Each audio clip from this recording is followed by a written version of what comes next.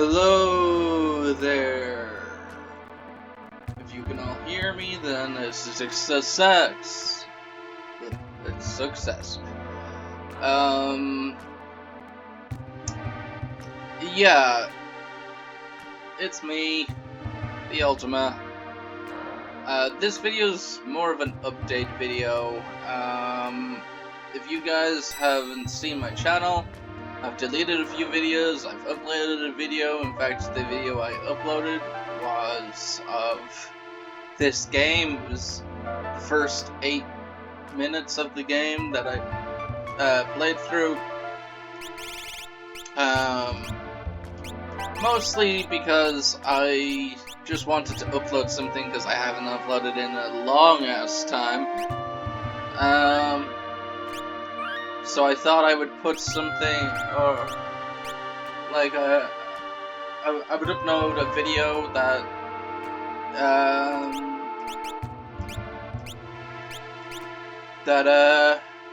yeah, just thought I would upload a random video, I guess. Nothing major about it. It was the first video in a while, so I premiered it. In this video though, I just want to quickly update about some things. Where I've been, why I've been gone, and just generally talk about how, yeah, I wish I was able to upload.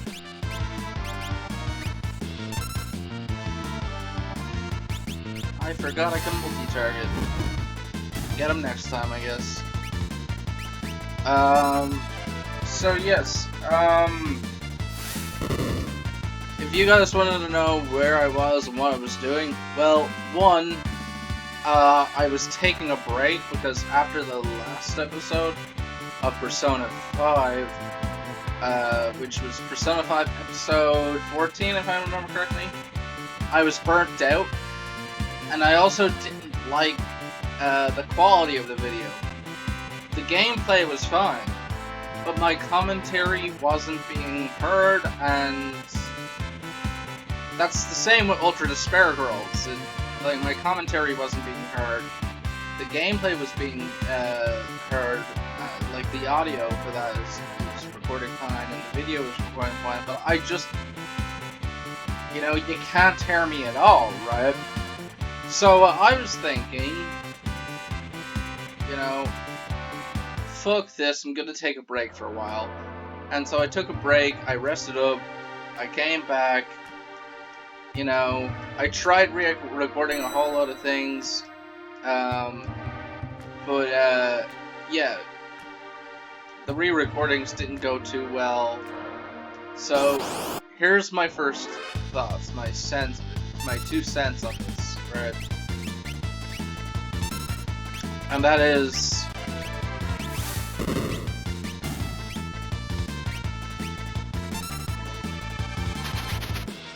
now get this.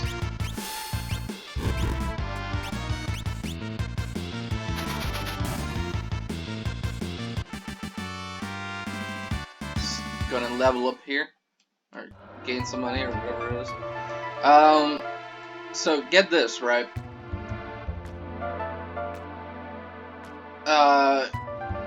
A lot of shit has happened since I took my break. So I took my break, and I was initially going to take like a month, maybe, to recover.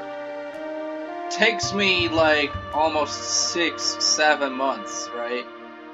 I tried re-recording my episodes, re-recording some footage, and getting the episodes back up on YouTube. After coming back, but those re-recorded episodes were just as bad in quality. My commentary could barely be heard, and I do like to have some commentary in my videos. But also at the same time, a lot of things happened. One, I moved back home, so I'm no longer living in Finglas. 2,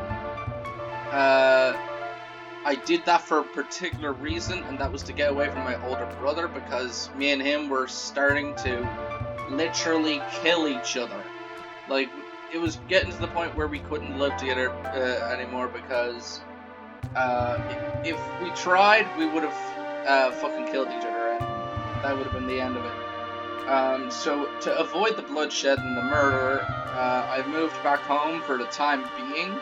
I'm actually currently looking at trying to find a part-time job, for one. Two, to study up my arse, or to study my arse off as much as I possibly can, because through a website called Skillshare, so that I can get the skills I need in order to take a certification test in the field I want to study, and then get certified in that field. Once I'm able to do those two things, and once I have those two things down, my plan is also to save up as much money as possible, as quickly as possible, so I can leave this house, so I can buy myself my own place, where I'll have my own desk, and a room specifically just for that desk, and that desk alone. I'll have a bedroom, like my own kitchen. I won't have anyone living with me, it would just be me.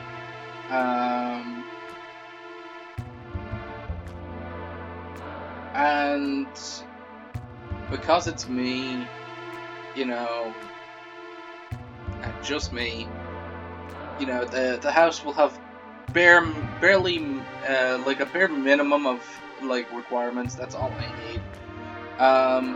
But because Ireland's a bitch, and I won't be able to get my own place in Ireland at all, ever, because I would have to sell like a liver or a kidney in order to be able to afford to pay off, you know, all of the, to basically pay off my mortgage, because I would have to pull out a mortgage and then I would have to pay it off. I would have to sell like a kidney and stuff in order to own my own house. Because,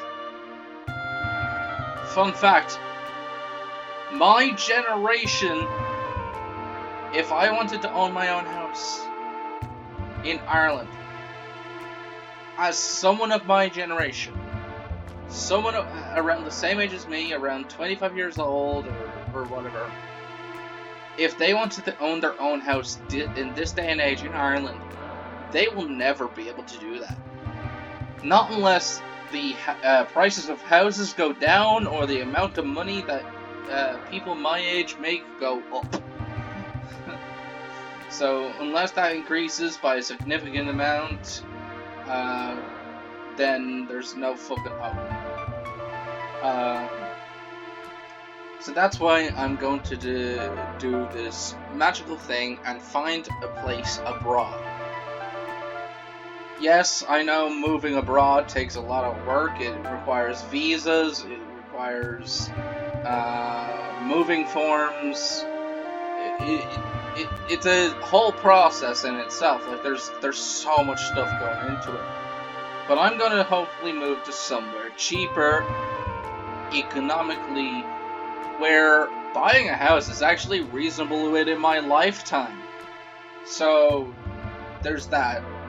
And I did consider an apartment, but apartments are small and like stacked together, so you'd have like 60 people in the one building, and maybe I'm the kind of person who doesn't want to take 60 flights of stairs just to get out the door in the morning, especially if I plan to work in that country as well, which I am planning to do. I'm planning to move there, to live there, and in order to live there, I need a job there as well.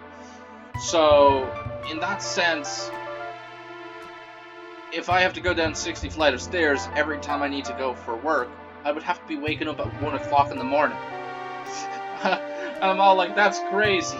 my work doesn't start for another 4 hours, but I'll kill like 2 hours in like going down these flights of stairs, right?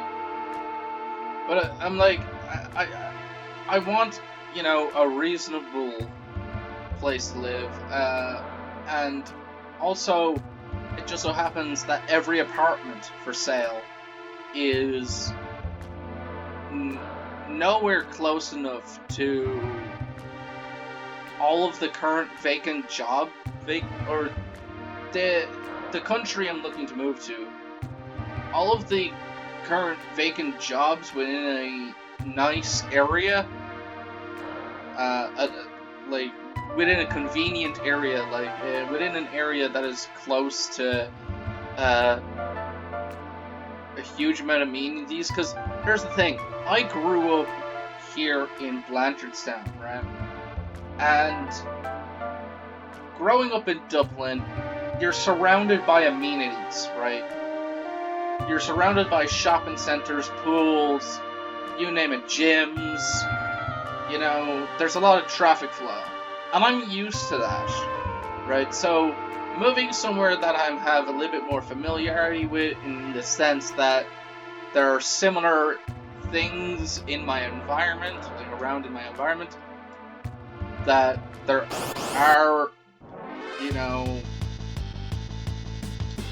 in my environment here, that's kind of like something I look in. So like, I don't want to feel too alienated, but at the same time, I'm probably going to feel a little alienated, because I'm going to be a white guy in a country that's not filled with a lot of white guys. There's a few, but there are more non-white people, so that's a thing. I'm also probably going to be one of the taller people in that country. And the country that, yes, I am studying to learn the language of, so I can go live there and work there, is Japan. I have been obsessed with Japan since I was 14, since I first watched anime, which my first anime were either Digimon. Yeah, blasphemy, I watched Digimon before Pokemon, so I have a little bit of a bias. I always found Ash Ketchum to be annoying, whatever. So I watched Digimon, Dragon Ball, and I'm not talking about Dragon Ball Z, I originally watched Dragon Ball. Like when Goku was like a child, before he was the big muscular Super Saiyan and he was just the kid with the monkey tail. Right. I watched like a lot of classics that were on at the time, and it was all like, I didn't know at first they were called anime. I just called them cartoons, or because I was a stupid kid, you know, growing up in the 90s, where the term anime hadn't caught on yet. So yeah, pretty much that.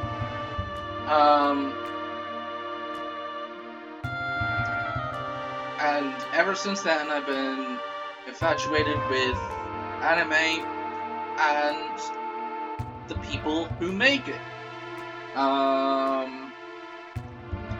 And as I got older, I just got more infatuated with the Japanese culture as a whole, not just anime. Anime is what got me into the Japanese culture, but then the Japanese culture just engulfed me as a whole. And I just would like to at least go to Japan at least once, but if I got to live there, I would also be very, very happy. And I know going there to visit is different from touring. Currently, they're not allowing tourists in, but there was a big news update about Japan's COVID situation, and that is, they're not going to be allowing tourists in, but people who plan to move there probably could, because, you know, they're not going there to just temporarily visit. Anyone who is fully vaccinated can go to Japan, and they can move in and they can live there. From the article I read, that's pretty much what I got.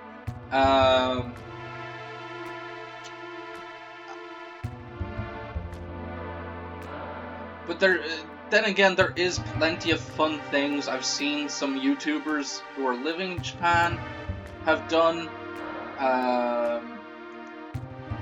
I've always wanted to go visit places like Hokkaido, especially during the winter when it snows, because it's supposed to be beautiful. I've also always wanted to go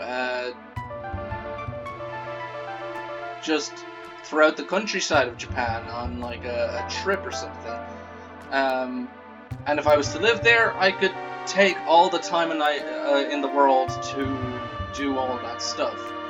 That stuff would also probably get me incredibly back into shape.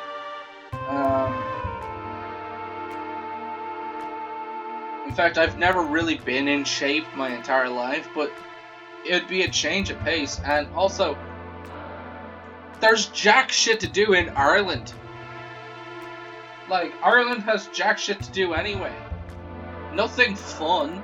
Nothing to get a person who's spent most of their life indoors playing games. I stress you not. I've spent every waking minute of my childhood indoors playing games. Even up until my adulthood now, right? And that's mostly because I wasn't an outdoors kid. I wasn't the kind of kid who liked going outdoors and playing outdoors. And I had two reasons for that. One, I had no friends to call my own that I could go and play outdoors with. Like, any friends that I had in school lived too fucking far away for me at the time. Like,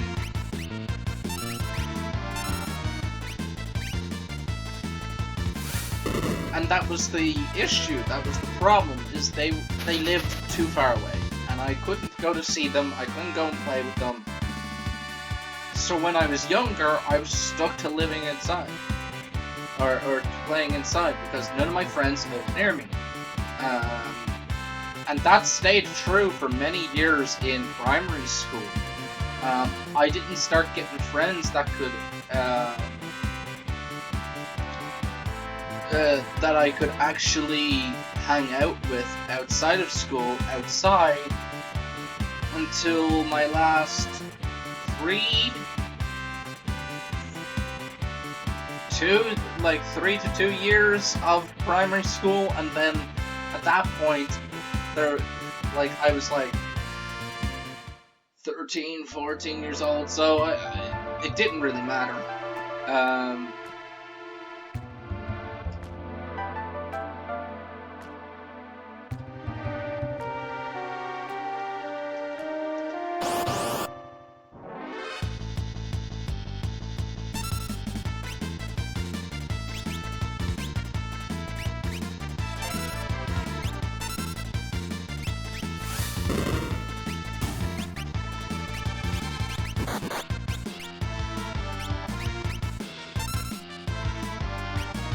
So yeah, it wasn't fun. And actually, fun fact, this game right here that you're seeing on the screen, and I also posted a clip of it on like an 8-minute video on it, just raw footage of me playing the game.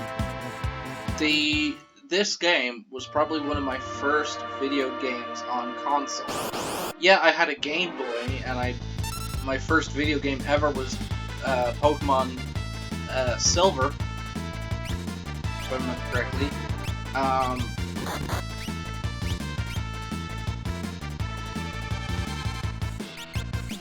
And my first Zelda game was Minish Cap. Legend of Zelda Minish Cap. I'm all like... Okay. So...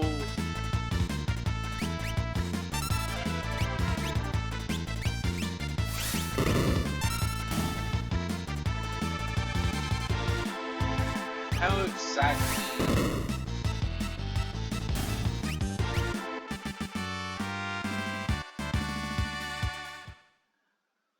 does this game tie into? Well, I got my PlayStation 1 when I remember being about, what, 5, 6 years old, and the first game I ever got for it was this. Now, the PlayStation 1 version of this had an opening cinematic. It was really cool.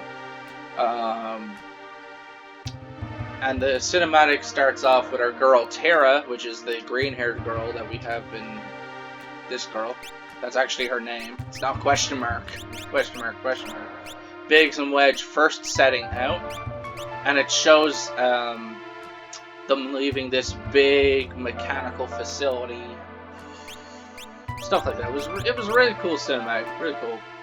I would actually I'll link you to a video of or link you to the opening cinematic in the description of this video. But if you want to check it out. But yeah, I've been like, this game was like my first console game, and I played the shit out of it. Never completed it. I played several playthroughs, but every time I've only ever gotten so far in the game. And this is another thing. The version I played was the Final Fantasy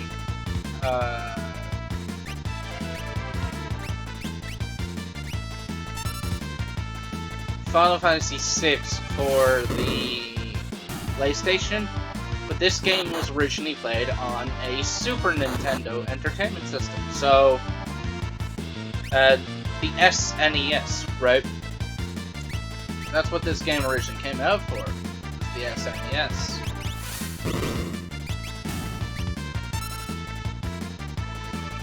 Right? And it's all like, okay, you know, cool. The other game I got for a PlayStation was Tomb Raider. It's one of the old PlayStation Tomb Raider games.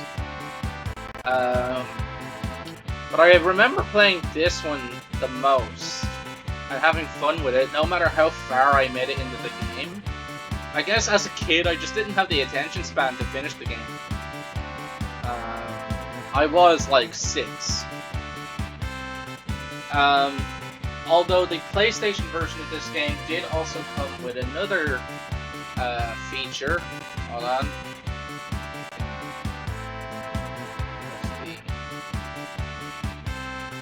It came with another feature. Oh no, what the fuck's going on?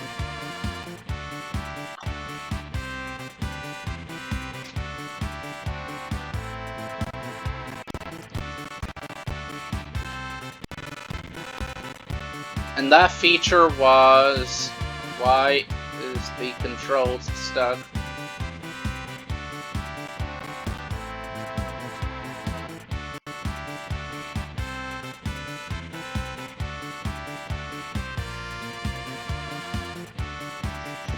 Hold on, let me fix the controller. Okay, I'm back. So, yeah, as I was saying, the original version of this was for the SNES, and it didn't have an awesome, you know, opening cutscene, but that's okay. I would have played it either way. It's just, you know, the version I ended up with was the PlayStation re-release. The PlayStation port. So, yeah. That's my history with this game, but most importantly, I just wanted to update everybody on what has been going on, why I haven't been around, and why I haven't been uploading. And also, I will get my videos back to the normal soon. If you actually want me to make a full Let's Play on this game, that'd be cool. I've been meaning to do a Final Fantasy Let's Play, like a full-on classic Final Fantasy Let's Play. You know, probably in the same vein as another YouTuber, someone who's helped me out a lot when trying to play Final Fantasy games. someone who knows a shit ton about the Final Fantasy series, and that is HC Bailly. HC Bailly is a YouTuber on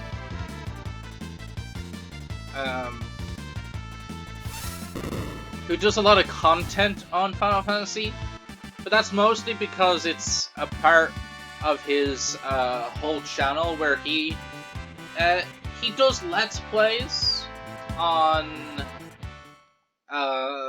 what is it? He does Let's Plays on his channel that focus around, like, the theme of his channel is JRPGs, or Japanese role-playing games, right?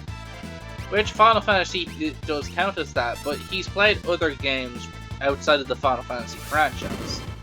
That just happens to fall within his thing, because most of the games he plays on his channel are through classical games through an emulator of some kind.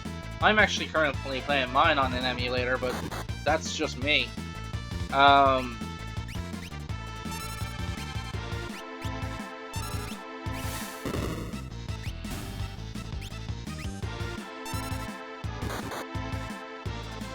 Like what you're seeing right now is through an emulator.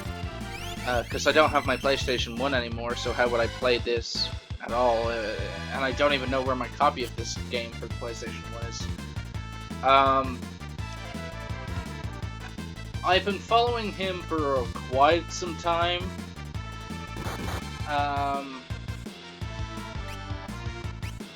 And I gotta say, he does some really good Let's Plays. The style of his Let's Plays is different, though, from other Let's Plays. His Let's Plays usually have more of a kind of slapstick humor meets educational, instructional video, in a sense. Basically, the way he plays the game is he'll go through the game, he'll do basically what he likes to call test runs of the game before he does a Let's Play, and he'll do several test runs.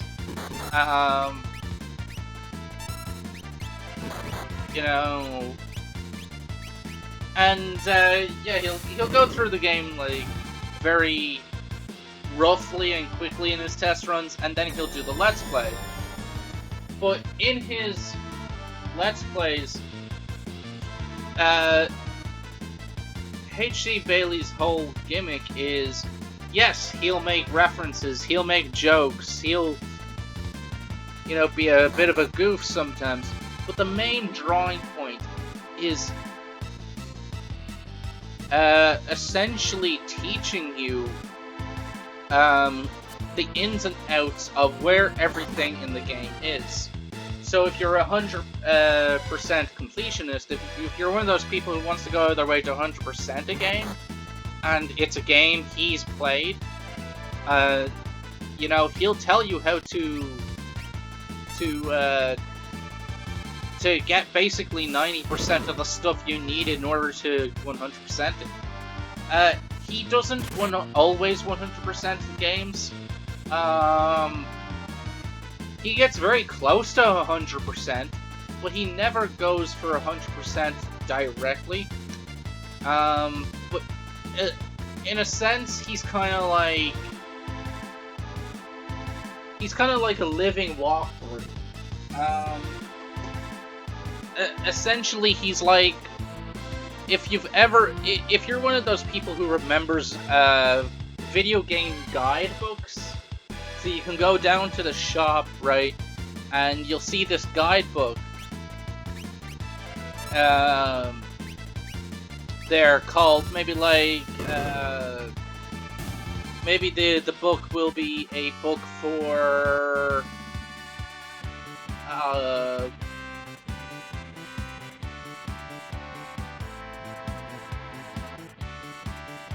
let's say you're a Pokemon fan and you're playing through the latest Pokemon game.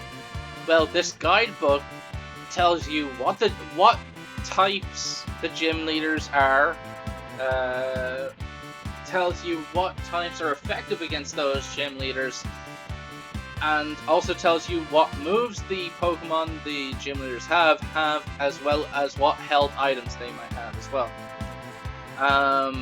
Something else that the guidebook might tell you is where to find particular Pokemon, what items you need to evolve said Pokemon if the Pokemon requires an item, or and where to find said item. You know, guidebooks kind of go into depth about a step-by-step guide on how to go through the game. They basically tell you where things are in case you might have gone past somewhere. Let's say you go past the starting area, right?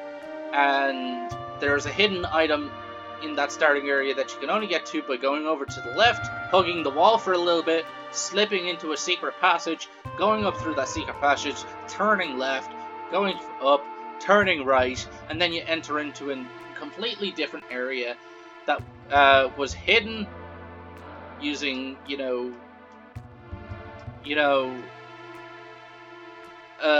like let's say my main character here, Terra.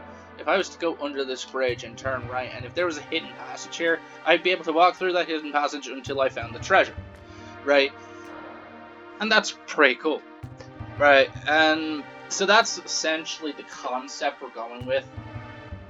It's kind of like, oh yeah, if you go through this area in such a way, you even in the starting area, you might there might be a secret hidden treasure like somewhere and stuff like that. So all of the hidden treasures, all of the items that you would have missed if you didn't know how to get them, H.C. Bailey usually has an answer as to how you can get them.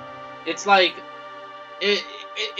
oh, the game shows you that there's an item you can go and get, but it's all like, here, figure out how to get up to this item, because if you don't figure out how to get up to this item, you're not getting this item. Like, I played a game recently, Octopath Traveler, on my Xbox, right?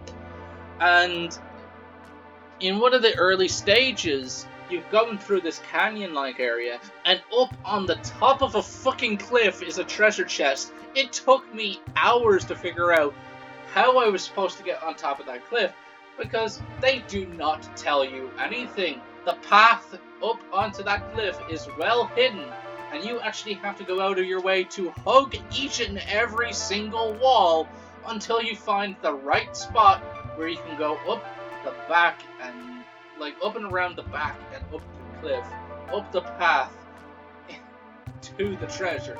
It is not easy to find treasure in JRPGs mostly.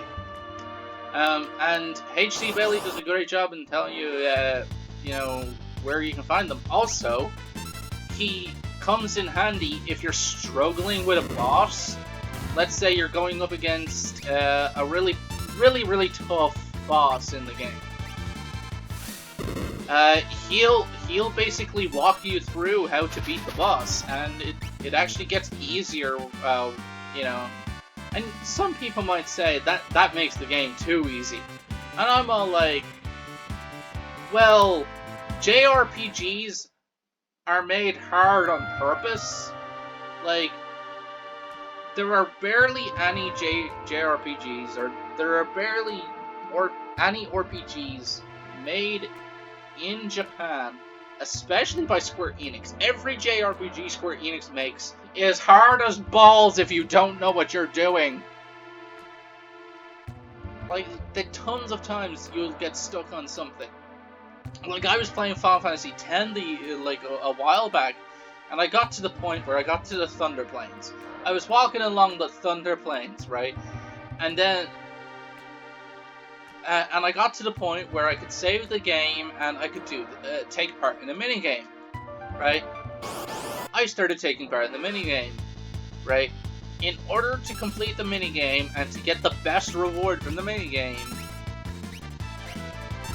you have to, and I mean absolutely have to do one thing.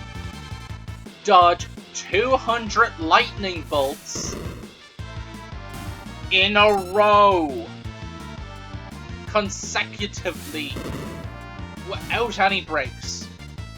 You cannot be hit by lightning once, if you're struck by lightning once, you have to start again. Right? You also cannot, and I shit you not, you cannot open the menu, you cannot leave the game. You can go to the to a save point and save the game, but you cannot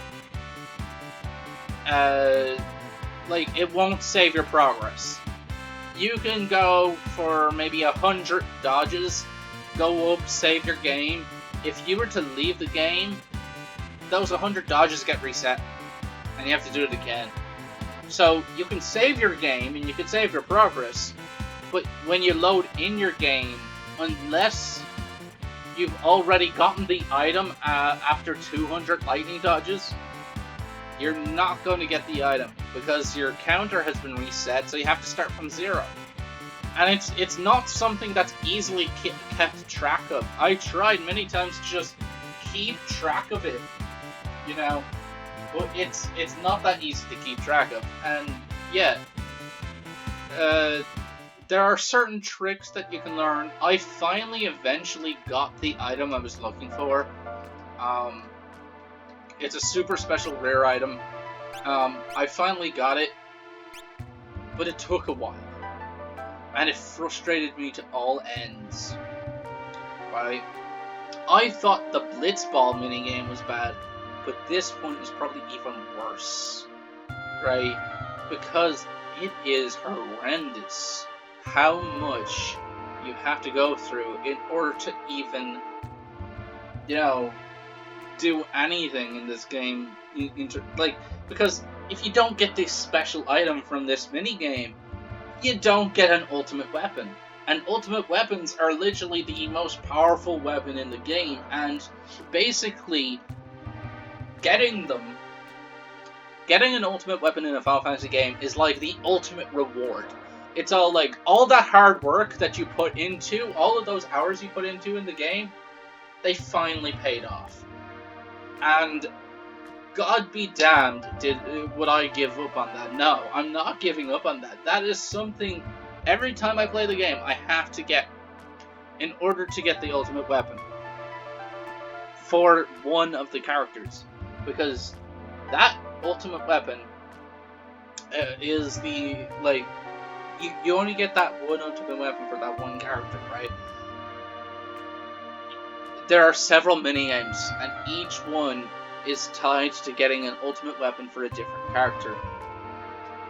Right, so I'm all like, okay, fuck, we have multiple of these intense minigames. Surely there's a guide telling us the easiest way to actually win the prize at the end of the rainbow of these minigames, you know? It's like, okay, there's a shit ton of these minigames, but each one rewards you at the end of the day with one of the things you need for the ultimate weapon. Right? The other half of the ultimate weapon that you need, so you need both a sigil and a crest. Right? You can get the ultimate weapon without getting both, but the ultimate weapon is basically a half power if you only have one. You need both of them for all of your characters' ultimate weapons to be at full power. And that's in Final Fantasy X. Ultimate weapons don't always work like that, and acquiring ultimate weapons changes from Final Fantasy to Final Fantasy. And to be honest, like, a question a lot of Final Fantasy fans get asked by non-Final Fantasy fans is, which one do you start with? There's 15 mainline games, and there's shit tons of spin-offs. Chocobo Racing's coming out, so it's all like, which one do you start with? And any Final Fantasy fan can tell you, if you just want to play a Final Fantasy, jump into any one of them. As long as there's no, as long as it doesn't have, like, the vibes of a sequel, go into it. Final Fantasy X, jump right in. You don't need to play any of the ones before. Final Fantasy IX, jump right in. You don't need to play any of the ones before. Final Fantasy 12, don't need to play any of the ones that came before it. You know, because each game is like a standalone. Final Fantasy X-2, you have to have played 10. So the best way to play X-2 is to get the HD remastered, play Final Fantasy X, which, by the way, Final Fantasies are dark as shit, and they don't always end with everybody making it to the end of the game. You might lose a main character along the way. Also, Final Fantasy X is probably one of the saddest Final Fantasies besides Final Fantasy VII. Final Fantasy VII and X, they literally stab you literally 60 times in the heart. Like, you thought one stab to the heart with a rusty blade was enough. No, they stab you 60 times, and that final time is one hell of a stab, and they twist the blade so fucking hard, and they make you fucking tear up, and they make you fucking cry, because holy shit is that story a sad story. Like, the shit that happens in Final Fantasy X and in 7 is intense. Like, 7 kills off one of the main characters right near the beginning of the adventure. You're not even past the first disc, and the character's gone. And that's the thing. Back in the day, Final Fantasies came on multiple discs, but this was during the PlayStation era. Final Fantasy VII was 3 discs. I think 8 and 9 were 4 discs. But like Final Fantasy VII, you get to about the end of the first disc, one of your characters is dead. It's like, well, fucking shit! Got very attached to that one. Final Fantasy X was PlayStation 2, so they had DVDs at this point. But yeah, the end of that game it's a tearjerker. Even I have to admit, I've cried to Final Fantasy X's ending. But yeah, that's where my love of gaming came from. It's all the Final Fantasies I played. It's every time I go back and replay Final Fantasies, especially when I'm following along to HC Bailey, there's even things that I didn't know that about Final Fantasy that I'm actually starting to learn.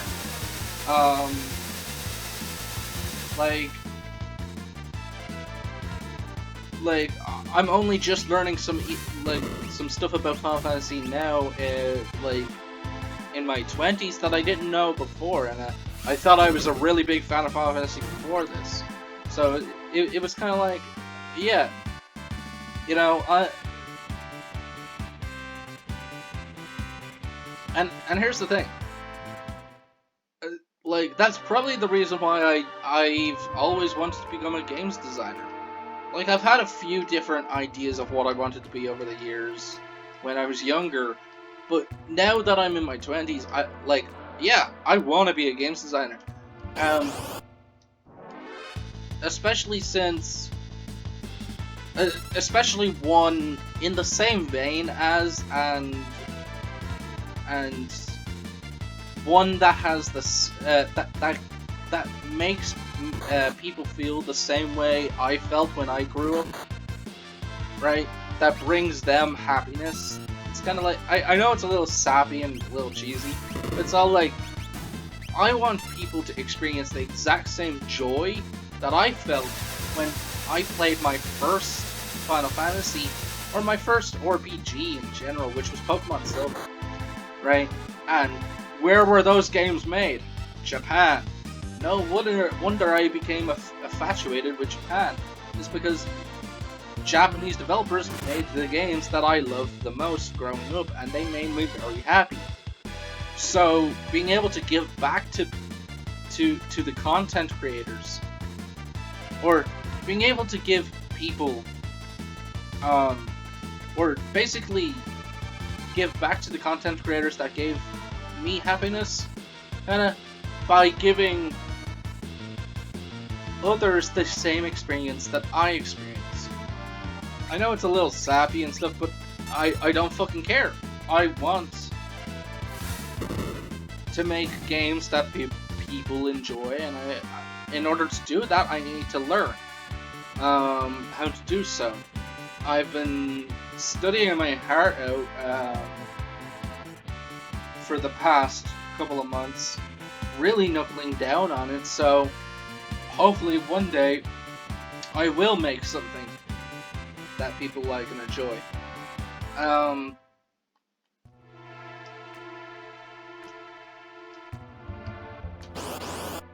So yeah, but I also want to experience living in an environment that gave the companies like the Pokemon Company and Square Enix their creative ideas and stuff like that, because obviously their environments that the environment that they grew up in influenced the stories they told, the games they made. So if I'm going for the idea of making games that that just encapsulate the same feeling, I'm gonna want to live somewhere that actually gives me the same creative inspiration.